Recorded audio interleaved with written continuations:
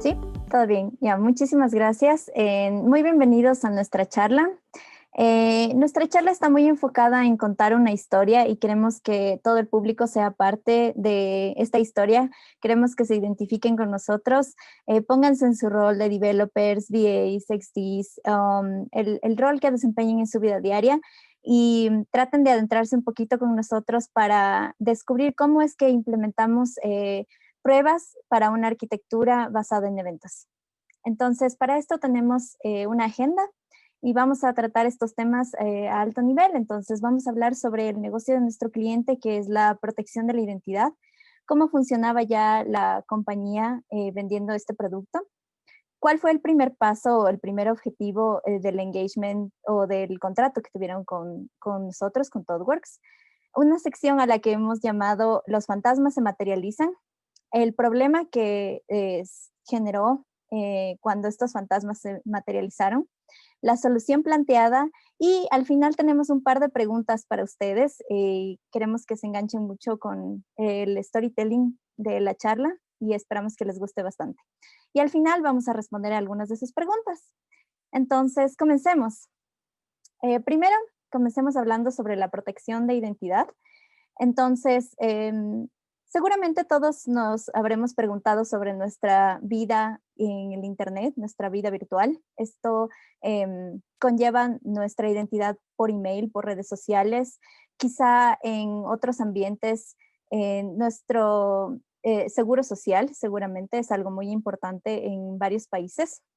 Entonces, un día nos da una duda o más una preocupación sobre saber si es que esta información de nuestra vida virtual está segura. ¿Será que alguien se robó las claves de nuestro correo y puede ingresar a nuestro PayPal? Entonces, un grupo de personas se reunió y se le ocurrió una idea muy brillante, que es empaquetar un servicio de protección para nuestra identidad virtual y venderlo como un producto. Entonces, así nace el producto de nuestro cliente, de proteger la identidad de las personas en el Internet. Y para eso, ellos desarrollaron un producto muy exitoso, el cual le vendían a compañías muy grandes. Y estas compañías grandes, dígase, algo como un supermercado muy grande que quiera darle beneficios a sus empleados, adquiría este producto y en su paquete de beneficios les decía que podían acceder a la protección de la identidad. Entonces, las personas que accedían a este beneficio podían protegerse de, por ejemplo, que robasen su clave de correo electrónico, de que sus redes sociales estuviesen comprometidas. Entonces, era un beneficio muy bueno. Y pues llega un punto en la empresa en el que se plantearon un objetivo y dijeron, es momento de escalar. No solo podemos vender nuestro producto a compañías y su objetivo era llevar su producto hacia las personas naturales, hacia personas como nosotros. Entonces, querían habilitar a una persona para que pueda comprar una suscripción de este producto y a su vez compartirla con sus amigos o su familia. Entonces, para esto, ellos necesitaban transformar su arquitectura existente. Dentro de su arquitectura existente tenían un monolito dividido en algunas capas. Este monolito estaba implementado en PHP y una base de datos muy grande en MariaDB, en donde almacenaban todos los datos de sus clientes. Y el monolito se comunicaba a través de un frontend o de la aplicación como tal por servicios REST. Entonces, las compañías que eran las dueñas de los servicios les proveían a sus empleados de estos mismos a través de esta aplicación.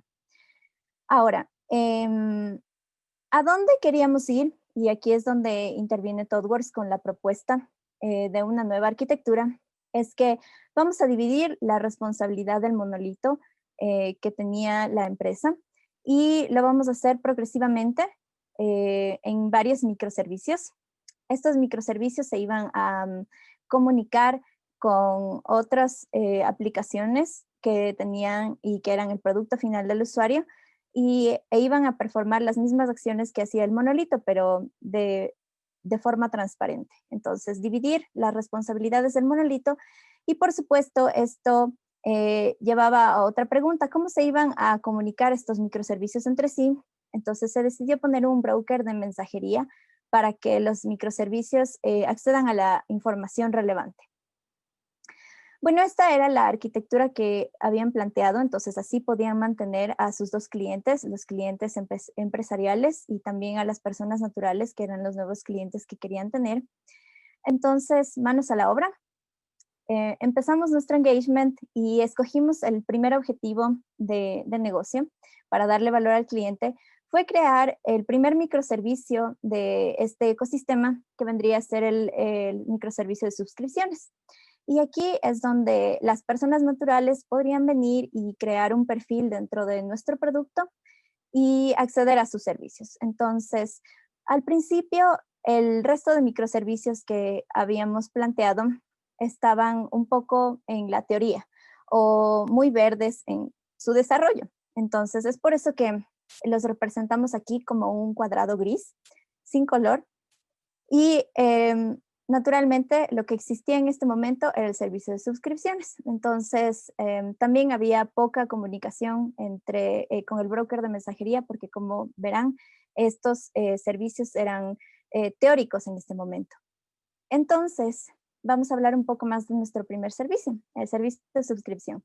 Como les había comentado, una persona natural podía acceder a este servicio a través de, obviamente, una aplicación, enviarle sus datos y crear una cuenta. Y lo que sucedía después es que la información de la cuenta viajaba en formas que todavía no estaban totalmente definidas, y es por eso que para este momento y para nosotros como desarrolladores o miembros del proyecto, esto representaba magia. Entonces, por el momento no nos preocupa esto. Y continuando con la explicación y hablando más de la tecnología que tenían nuestros microservicios, el microservicio de suscripción estaba dividido en capas, era un microservicio tradicional. Y hablando específicamente de las pruebas, podemos encontrar, está implementado con Spring y Java. Y obviamente para probar estos frameworks de trabajo, utilizamos la tecnología tradicional como JUnit 5 y Mockito. Entonces teníamos pruebas unitarias, pruebas de integración, pruebas que se encargaban de validar el acceso y conexión a la base de datos, que podamos escribir y leer información. Y además teníamos una herramienta muy interesante que es Karate.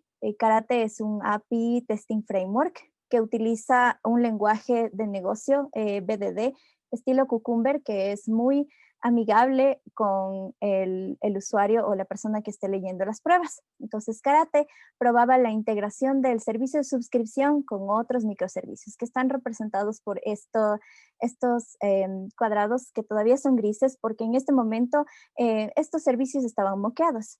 Entonces, sabíamos que iban a estar ahí en algún punto, pero todavía no nos encontrábamos con ellos. Y bueno, en este punto es relevante mencionar que para explicar las capas de pruebas que utilizábamos dentro de la aplicación, utilizamos la analogía del modelo de queso suizo. Es algo que se utiliza en algunos modelos de trabajo y también campos, no solamente el de la tecnología, pero para este ejemplo lo vamos a utilizar viendo el proceso de nuestras pruebas. Entonces, tenemos varias capas de pruebas en nuestra aplicación, pruebas unitarias de integración y de API en este momento. Entonces, el modelo de queso suizo lo que nos dice es que si existe un error o un fallo, que las pruebas unitarias, en este caso, no lo detectaron, se debería detectar en las pruebas de integración. Entonces, este bug o este fallo se detecta en las pruebas de integración y se puede controlar a tiempo. Sin embargo, el modelo de queso suizo también plantea la posibilidad de que existe un punto ciego, de que va a atravesar todos los huecos del queso hacia el fallo inminente. Entonces, tenemos un punto ciego y eso es lo que estaba ocurriendo. Ahora, el queso o los quesos que tenemos aquí también representan el estado de nuestras pruebas en este momento. En nuestras pruebas unitarias realmente no cubrían tanto el código, más nos confiábamos en nuestras pruebas de integración y sobre todo nuestras pruebas de API para este momento. Y ese era el camino que teníamos hacia producción. Todavía no estamos en producción en este momento, entonces es solamente para tomarlo en cuenta y va a ser muy interesante cómo esto va a ir evolucionando y van a poder verlo al final. Entonces, el servicio de suscripción seguía bien hasta que en un punto viene un challenger. ¿Y a qué nos referimos con eso? Los fantasmas se materializan. Los microservicios que representamos en gris empiezan a volverse más reales. Y el servicio de suscripción debía comunicarse con otros microservicios. En este caso, nace un microservicio muy importante en la cuenta debido a que se iba a comunicar muy frecuentemente con las suscripciones. Y vamos a ver de qué se trata. Este es el microservicio de cuentas. Entonces, si uno ya tiene una suscripción, ya tiene un perfil y su información dentro de nuestro producto, es muy probable que también haya contratado un servicio. Entonces, dentro del el microservicio de cuentas, íbamos a consultar la información sobre los contratos que tengan nuestros clientes. Eso quiere decir que no solamente las personas naturales que crearon su suscripción se iban a contactar con este microservicio, sino también las empresas que ya tenían un contrato con nuestro cliente. Y obviamente, nuevamente, existen otros microservicios con los que sabíamos que tenía que comunicarse, todavía estaban a nivel muy teórico o meta, y nuevamente está representado toda esta comunicación como magia. Entonces, el servicio de cuentas en tecnología era igual al servicio de suscripciones, estaba implementado en Spring, utilizamos JUnit y Mockito como framework de pruebas para las pruebas unitarias de integración de acceso y escritura a la base de datos y nuevamente utilizamos Karate para probar la comunicación del microservicio con otros microservicios y con el broker de mensajería de la aplicación. Entonces, mi compañero David les va a explicar más sobre cuál es el problema de que se hayan materializado estos fantasmas. Gracias, Ben. Y bueno, entonces la complicación nace dado que ahora ya no era suficiente que nosotros ignoremos lo que pasaba después de que emitíamos un evento, ya que ahora suscripción y cuenta se comunicaban entre ellos mediante Kafka y teníamos que asegurarnos que esta conexión esté bien hecha, sin ignorar que todavía teníamos contratos existentes de API con otros servicios. Entonces,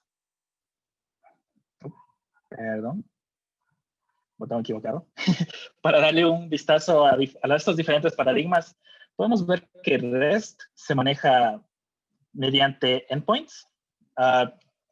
Perdón. Ahí ya se me fue. Los endpoints manejan la comunicación. Vemos que tiene consistencia fuerte, ya que estos cambios serán reflejados en ambas APIs cuando termine la comunicación. Tiene 2 puntos de falla, esto siendo ambas APIs. Y es on demand, ya que estas peticiones son hechas y procesadas el momento que se las necesite. Los eventos, en cambio, se manejan mediante los conceptos de productores y consumidores para estas peticiones. Tiene consistencia eventual, ya que el estado de la API receptora del mensaje puede cambiar mientras este mensaje está en tránsito. Tiene 3 puntos de falla, siendo estos ambas APIs y ahora el broker de mensajes, que es Kafka en nuestro caso. Y es fire and forget. Como les mencionamos, que el API produce mensajes y no se preocupa si alguna API recibe ese mensaje.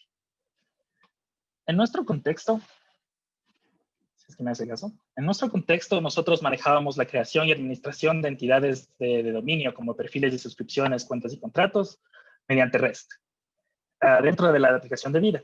Mientras que interacciones entre cuentas y suscripciones tal como comunicación entre servicios que resultaban como efectos para activar contratos, para habilitar suscripciones, para habilitar para hacer que los usuarios finales ya tengan acceso a sus servicios, todo esto era mediante Kafka. Y entonces de pronto estas comunicaciones que habíamos obviado y moqueado al principio eran muy reales. Y mientras que estas interacciones cambiaban, todas esas asunciones que nosotros tomamos ya no eran válidas. Y sumado con nuevos requisitos de estos servicios, nuestros fantasmas se materializan y trajeron con ellos muchos defectos. Y bueno, entonces, en esencia teníamos dos grandes problemas. Primero, nuestra aplicación de la especificación de nuestra API, cual publicábamos en Swagger, estaba desactualizada y era inconsistente. Tras tanto cambio, y ya que nuestros consumidores la usaban como referencia para sus implementaciones, los malentendidos eran muchos. Tampoco teníamos pruebas de contrato para que nos ayuden en esto. Y segundo, no teníamos manera de probar nuestras interacciones con Kafka. Claro que nuestros productores y nuestros consumidores estaban hechos con TDD, tenían buena cobertura dentro de cada proyecto, pero cuando un flujo de usuario dependía de un mensaje, simplemente no teníamos una manera buena de confiar en estas pruebas. Y entonces, ¿cómo hicimos para solucionar esto? Pusimos nuevamente la confianza bajo nuestras pruebas de API con Karate. Y usamos otras herramientas, tal como el Java mismo, el Kafka, la especificación de OpenAPI 3.0 y de una librería que se llama Swagger Validator de Atlassian. Y nos pusimos manos a la obra a mejorar nuestras pruebas de Karate. Entonces vamos a dar dos ejemplos. Primero vamos a ver un caso de interacción REST. Aquí tenemos a nuestro amigo que ya tiene un perfil existente y lo que quiere es actualizar su dirección. Entonces esta acción en particular toma lugar solo en el contexto de suscripción y es mediante REST, como ya les mencionamos. Como toda buena prueba, vamos a empezar controlando el estado de nuestra aplicación. Hacemos esto mediante la creación de un perfil de prueba y para esto vamos a usar a delegar a Karate que simule una llamada REST a nuestro endpoint para crear perfiles. Y una vez que esto pase por nuestra aplicación, al final de este arreglo, nosotros vamos a tener este perfil de prueba, como lo vamos a usar para el resto de nuestro ejemplo. Ahora, con este perfil de prueba, nosotros aquí introducimos ambas a la OpenAPI y al Swagger Validator, ya que estas dos herramientas permitieron que las peticiones que entraban a Karate sean interceptadas. Y nosotros en ese caso podríamos ya decir que la especificación que nosotros habíamos hecho dentro del Swagger sea válido y sea correcto el formato con lo que le estábamos a punto de pasar mediante el Karate. Y entonces, solo si esta petición tiene el formato que nosotros esperábamos, nos daba un OK y podríamos entrar a nuestra aplicación. Si en este JSON, por ejemplo, el objeto address no tiene el campo de string que se llamaba street, te tiraba un 500 y no te dejaba hacer nada más. Y entonces, nuestra petición ahora ya tiene el formato correcto, la aplicación ya corría en modo automático y tiene un objetivo de llegar a nuestra base de datos y hacer sus actualizaciones. Sin embargo, este flujo tiene un efecto secundario. Suscripción tiene que publicar el mensaje al resto de los servicios que hay un cambio en un perfil. Y nuevamente, como mencioné, ya no podíamos ignorar el formato de este mensaje.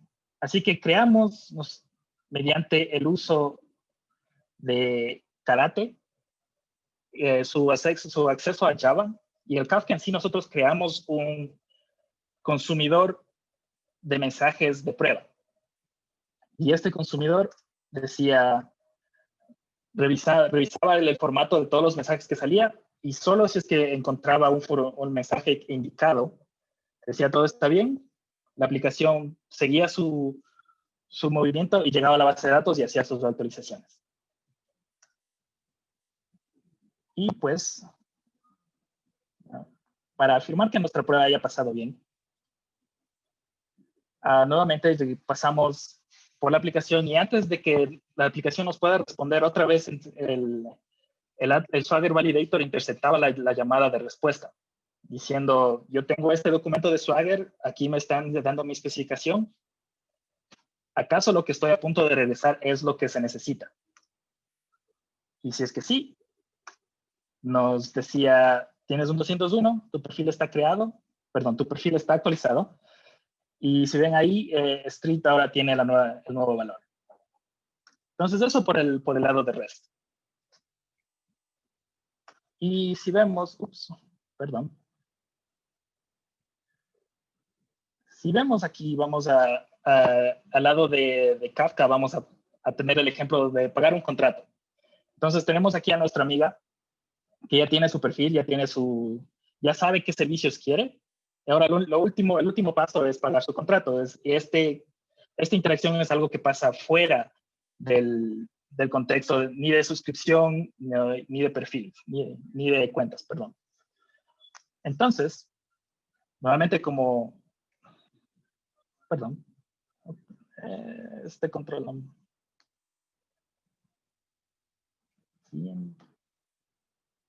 Ok, entonces, disculpen. Well, nuevamente, como toda buena prueba, vamos a crear una suscripción de prueba. Y aquí es el mismo flujo que pasó durante la creación del perfil de prueba. Simplemente Karate toma la posta y dice aquí está tu suscripción de prueba. Pero ahora la aplicación no puede hacer nada sin antes tener un input de un mensaje. Entonces nosotros tomamos la misma iniciativa y mediante el uso de Kafka y mediante el uso de Java y Karate creamos un productor de prueba. Y aquí, como ya teníamos acceso a la productora en sí, nosotros podíamos decir, necesitas este formato para que tu aplicación tome la posta y puedas seguir su camino. Y entonces revisábamos este mensaje, viendo que aparte de todo lo que tenga el mensaje, que tenga este ID de contrato, que es el mismo que está pasando dentro de nuestro contrato de prueba, nuestra suscripción de pruebas, perdón. Y solo si eso pasaba, nuevamente podíamos llegar a la base de datos y hacer nuestras actualizaciones. Y bueno, ahora aquí ya tenemos algo que sabemos o esperamos que se haya actualizado bien. Nuevamente usamos a Karate y decimos, ya tenemos esta suscripción de prueba, ahora tráeme este récord específico. Nuevamente este récord va a pasar por la aplicación y se topan una vez más con el Swagger Validator y el OpenAPI Spec. Y aquí nuevamente también podemos hacer excepciones sobre los cambios que se han hecho a nuestro récord. Y si podemos ver aquí al último.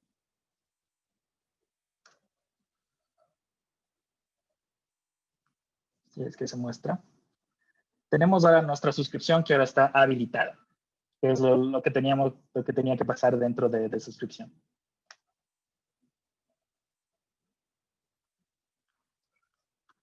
Y muy bien, tenemos nuestro queso suizo actualizado. Regresando a nuestro queso suizo, aparte de cerrar las brechas que tuvimos a todos niveles, en especial en las pruebas unitarias, estas mejoras de nuestras pruebas de Karate nos permitió crear esta capa encima de nuestras pruebas de API, a las cuales las denominamos como interdominio. Estas pruebas levantaban ambas APIs, en este caso suscripción y cuentas, y obviaban el Kafka de prueba. Pero aún podíamos hacer aserciones sobre los formatos que salían de mensajes y que también debían ser leídos. Y entonces esto nos permitió nuevamente que tengamos más visibilidad sobre nuestra cobertura de pruebas. Y bueno, antes de irnos, queremos dejarles a ustedes con un par de preguntas. ¿Qué sacamos de nuestras lecciones aprendidas? Para estos primeros, voy a darle la posta a Fer. Gracias, David. Bueno, la primera pregunta que tenemos para el público después de todo esto y de las lecciones aprendidas que tuvimos en el proyecto es si conocemos a fondo las bondades de nuestras herramientas. Y eso porque hubo un punto de quiebre en el proyecto justamente cuando empezaron a salir todos estos bugs en los que nos preguntábamos cuál era la mejor manera de probar. Entonces, como ustedes vieron, necesitábamos mucho de la ayuda de Java para crear un broker de mensajería de prueba, muchas cosas que no podíamos usar en el mundo real. Entonces, Karate en ese momento se convirtió en una especie de limitante porque, claro, como equipo conocíamos Selenium, entonces sabíamos que con Selenium podíamos hacer todas esas cosas, pero con Karate no tanto. Entonces, hubo un fuerte push para que se cambie la herramienta de prueba o la librería de pruebas que estábamos usando, pero investigando mucho más sobre Karate, descubrimos que ellos también, Karate también posee la habilidad de coger código customizado de Java y ejecutarlo dentro de sus pruebas. Entonces, eso nos ayudó a desarrollar la solución que les hemos presentado ahora mismo. Y eso se relaciona mucho con la siguiente pregunta que tenemos, es que si sus marcos de prueba son adaptables. Entonces, si nuestros marcos de prueba son adaptables, no debería ser un problema realmente cambiar nuestra dependencia o nuestra librería o framework de pruebas, como es desde de Karate a Selenium. Entonces, el mensaje aquí es que debemos siempre hacer que nuestros marcos de prueba sean parametrizables, no dependan al 100% de las herramientas. Y eso nos ayudará en un futuro a evolucionar el producto de mejor manera. Seguimos con David y las últimas 2 preguntas. Sí, eso es. Entonces, tercera pregunta. ¿Saben cuál es su fuente de verdad? El source of truth, como se le dice en inglés, es el lugar canónico donde se encuentra su información. Y lo mencionamos porque al principio tuvimos esa gran base de datos. Y en un punto se nos dio la oportunidad de tomar a Kafka como nuestra fuente de verdad a través de todos los servicios del cliente. Y nos dimos cuenta que hacer esto complicaría demasiado nuestra lógica de servicio. No se diga nuestras pruebas. Dejaríamos de tener una super base de datos y ahora teníamos una super instancia de Kafka. Entonces, ambos ejemplos que les mostramos aquí serían casi imposibles con Kafka, usando Kafka como fuente de verdad.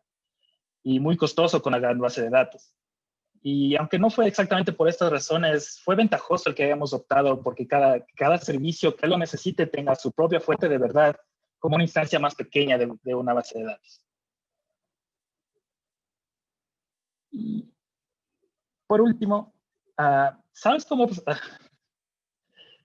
Muy happy que el control. Por último, ¿sabes cómo probar lo que estás implementando? Y decimos esto para que se tomen unos minutos antes de agregar alguna funcionalidad, alguna herramienta, una técnica, para pensar sobre el impacto que esta implementación tenga sobre el testability de su aplicación.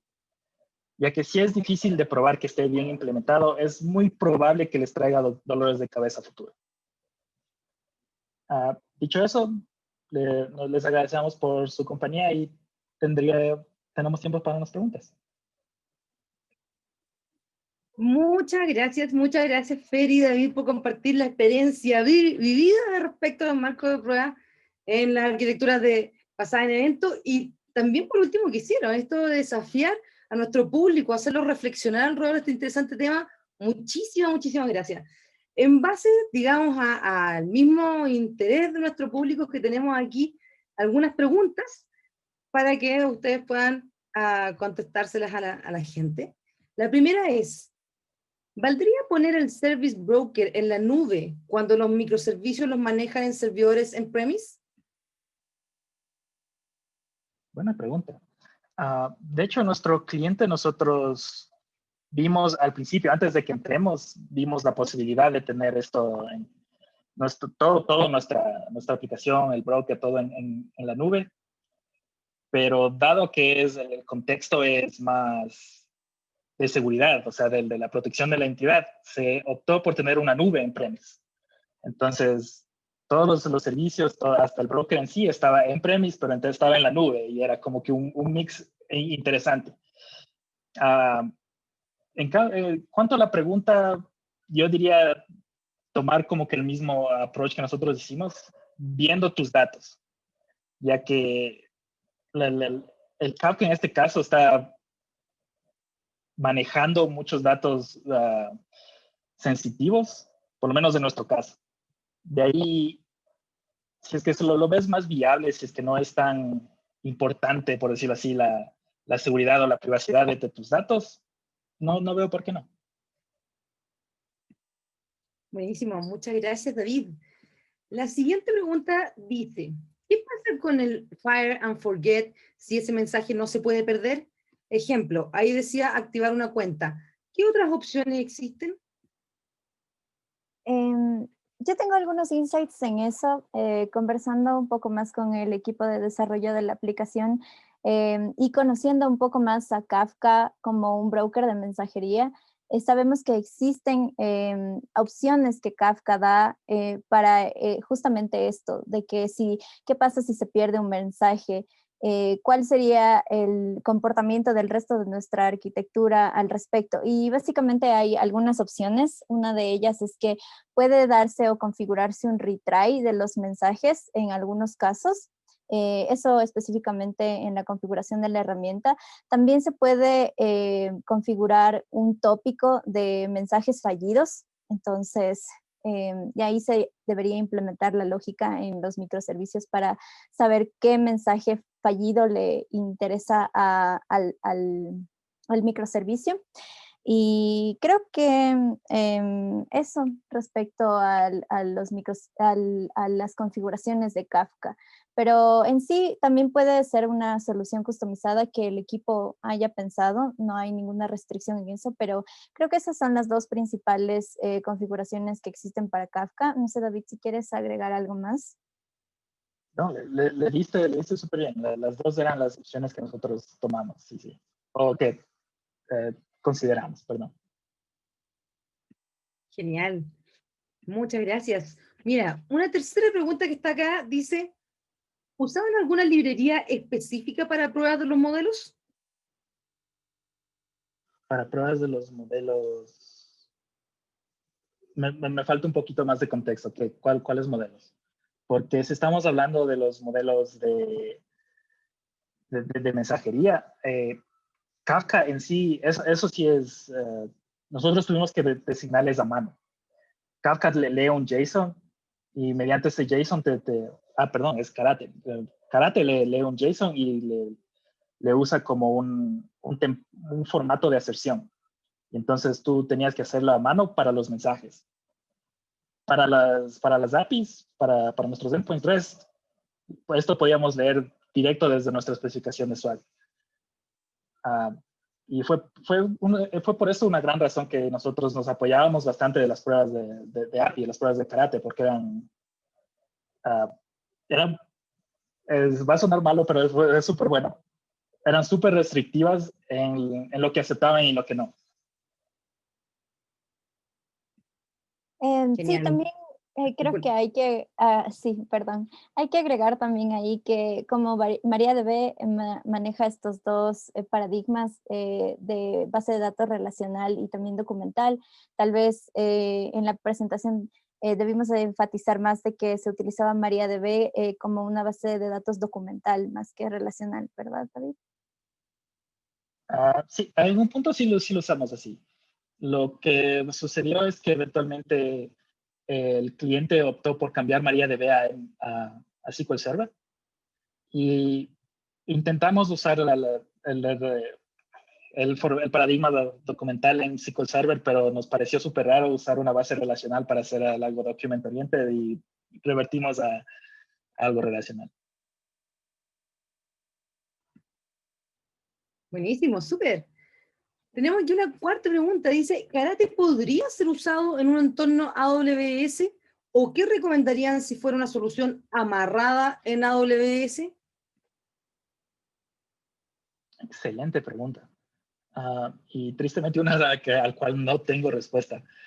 Mi experiencia con AWS se limita a las APIs. Y cuando estábamos empezando a usar eventos, usábamos el Simple Queue Service, el SQS, pero nunca llegamos a implementarlo. Entonces, supondría yo que esto cae menos en AWS y más en el pipeline que estás usando. Y entonces, en el servicio de pipelines de AWS, el cual nombre se me escapa, creo que sí puedes usar otras herramientas y ahí es donde Kafka nuevamente entraría. Y por último, podrías tomar nuestro propio approach. Nosotros no teníamos acceso a Kafka, lo que nos tocó hacer es implementar algo en Java para que Karate lo pueda leer. Muchas gracias, David. Y una última pregunta que tenemos acá del público. Dice, ¿evaluaron otras herramientas para serializar los mensajes como Abro y un esquema registry para los mensajes de Kafka? No, no, por lo menos estas dos herramientas son nuevas para mí. Algo que tal vez nos hubiese apoyado si hubiésemos dicho durante la presentación es que la selección de herramientas dentro del proyecto fue algo limitada. Entonces, cuando Fer mencionó que nosotros estábamos pensando a ver si cambiamos a Selenium, sí hicimos eso, pero estábamos completamente conscientes que si solucionaba nuestros problemas, el presentarlo al cliente y el que el cliente lo acepte iba a ser una batalla medio difícil. Y nuevamente ahí fue el enterarse de que Karate sí puede acceder al Java y de que entonces, ya que podemos acceder a Java y a Kafka mediante Karate, podemos usar eso, lo que ya está hecho dentro de Karate en sí, podemos usar estos JSONs. Entonces, como que ponerle más esfuerzo a automatizar eso nos hubiese quitado tiempo de seguir entregando valor, seguir entregando nuevos features. Sí, algo que también yo quería agregar al respecto es que igual comentando un poco con el equipo de desarrollo y entendiendo un poco más cuál fue la historia del development detrás de haber escogido a Kafka como la herramienta, es que sí se plantearon algunas opciones. Entonces, al principio, antes de plantear esta arquitectura de microservicios y de un broker de mensajería para comunicarlos, se pensó en hacer también cosas como un Change Data Capture. Obviamente también para eso necesitamos un broker de mensajería y esas cosas. Entonces, respondiendo un poco más de por qué se hizo la selección de Kafka específicamente, es porque, bueno, no podían usar como un plain text. Abro, si bien nos da un poco más de como esquema y rigidez ahí, creo que querían un poco más de libertad, si se podría decir, y el versionamiento de Kafka y la facilidad de como en ese punto cambiar los mensajes era algo que se quería cuando todos estos microservicios no existían y se estaban materializando. Pero una vez más, eso es algo que como que causó un poco de los problemas que vinieron, pero fueron fácilmente resueltos con esto, creo. David, no sé si podrías complementar un poco más ahí. Solo diría que no fueron tan fácilmente resueltos, pero fueron resueltos.